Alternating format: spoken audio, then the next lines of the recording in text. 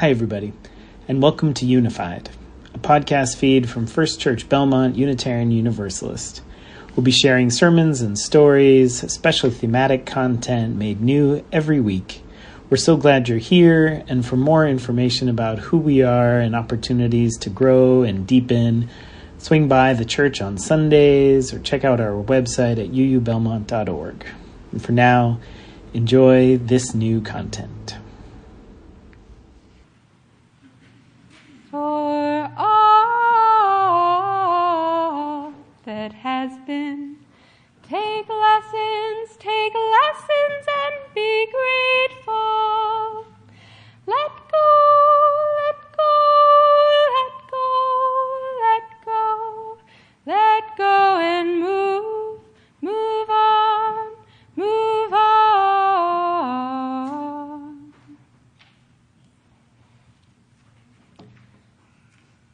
For anyone who has not yet learned this about me, chanting is a big part of my spiritual practice.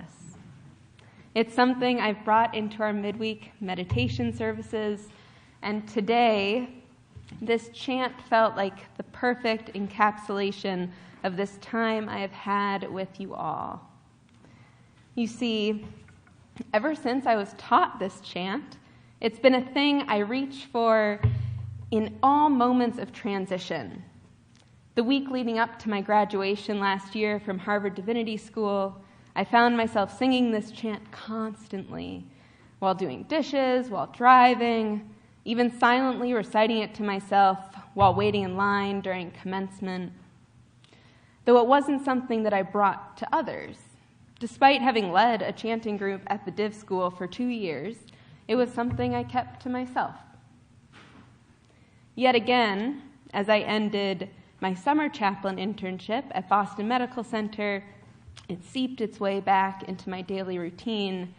And 1 month ago, when I completed my 4th and final chaplaincy internship at McLean Hospital, it was my soundtrack as I drove away down the hill and back to this church. Again, I didn't share it, I kept it to myself.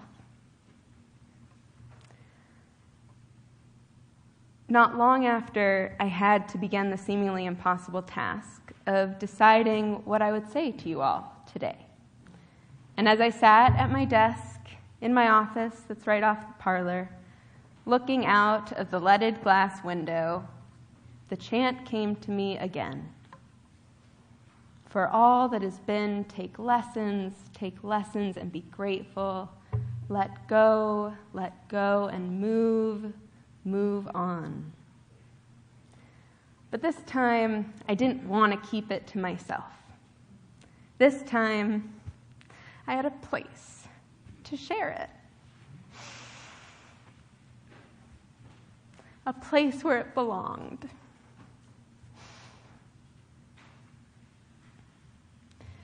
Because this has been a place where I belonged. You have been a community that invited me to feel part of something so much greater than myself.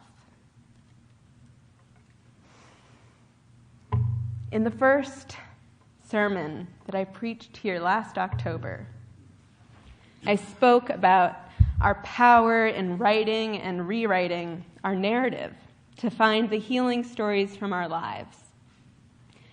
In that sermon, I told you all the deep, dark truth about me that I am the child of 2 oboists.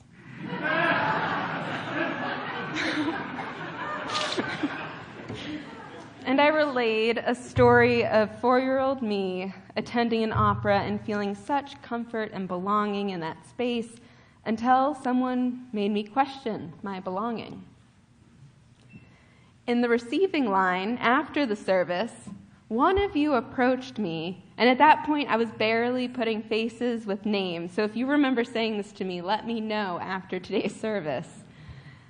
But one of you came up to me, shook my hand, and said, "That was a really beautiful story about the struggle to feel belonging. It had me thinking about your time with us here, and I wanted to make sure you know, you belong here." Gosh, I'll miss the receiving lines here. These kind words of reflection taught me one of my first lessons, which was confirmed time and time again. This is a place where all the gifts we bring are valued, and all the gifts we bring have a place if we make them known. You have shown me how to make space for others' gifts and how to weave my gifts and the gifts of others into ministry. I am fortunate that I came to a church with such a strong music program for my internship, as I think that I was trying to figure out how to bring music into my ministry since I began my formation years ago, though I didn't realize it at first.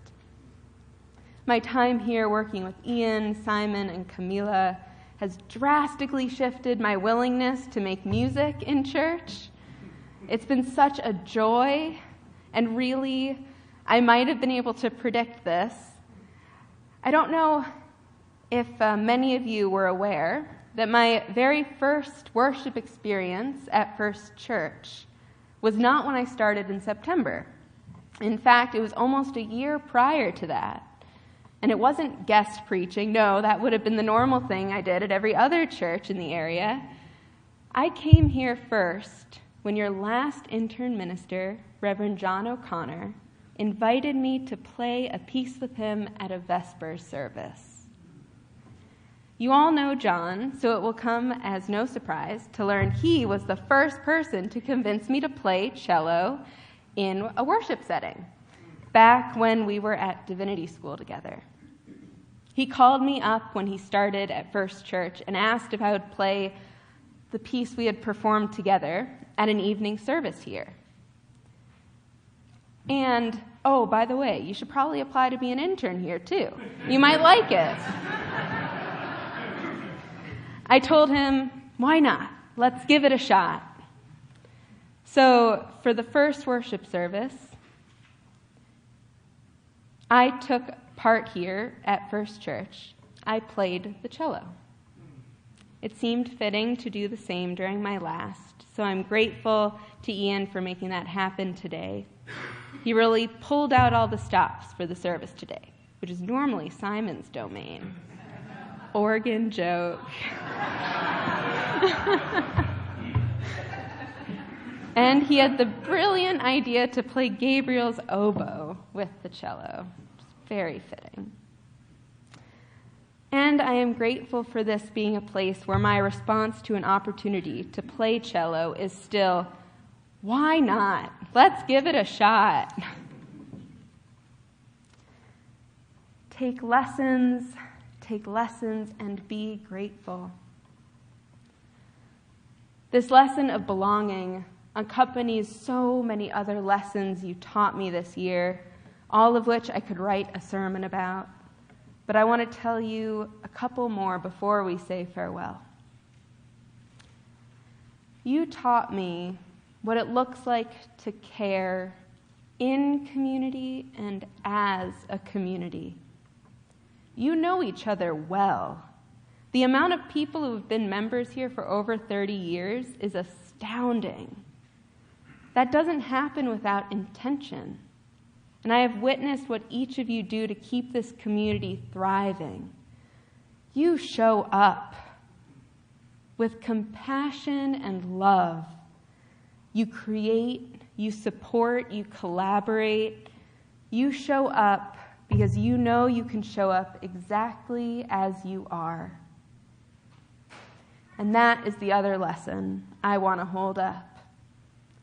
You show up in your wholeness because you meet one another where you are. This is something I value most in communities I am a part of, that no matter how you show up, someone will meet you where you are, listen to you, and help you feel like whatever you are holding, you are not holding alone. That is what people are searching for in a spiritual home. That is how to make people feel that they belong here. That is what I have witnessed you do time and time again. And that's why you name pastoral care as something you value, something you want more of. And obviously, I agree. Pastoral care is great. But let's not undervalue congregational care. That is often the thing we are first to seek and first to find, because it is everywhere here. You don't have to make an appointment. You just show up. For all that has been, take lessons and be grateful. I spoke to the person who taught me that chant as I put together this sermon. I was excited to share with her how it was integrated in my life so thoroughly. And as I recounted the lessons that I was going to speak about in the sermon, she stopped me. But Sophia, those aren't the words I taught you to the chant. What? The words I sing are, take blessings, and be grateful. For at least 1 year, probably 2, I have been saying the wrong words. Why in the world did I switch blessings to lessons? Well, of course, I went to my first line of defense, Google, and I typed in blessings and lessons and learned about a phrase that I didn't remember.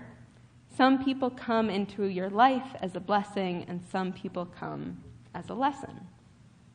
Oh, that's not exactly how I was thinking about lessons, as if they're a thing you get from a bad experience.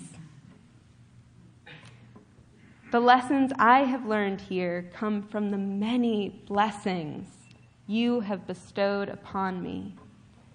It has been a blessing to greet you each Sunday morning. It has been a blessing to learn about your lives and what is most important to you.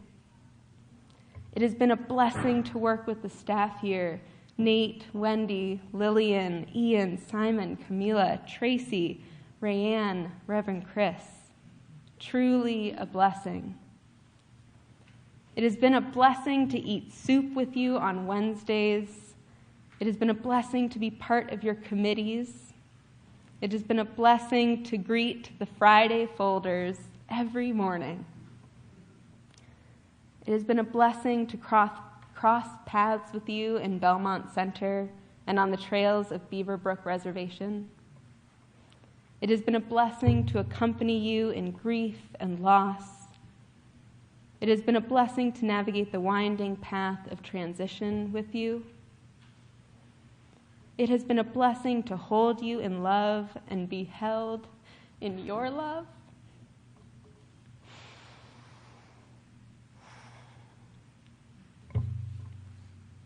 It has been a blessing to be here with you.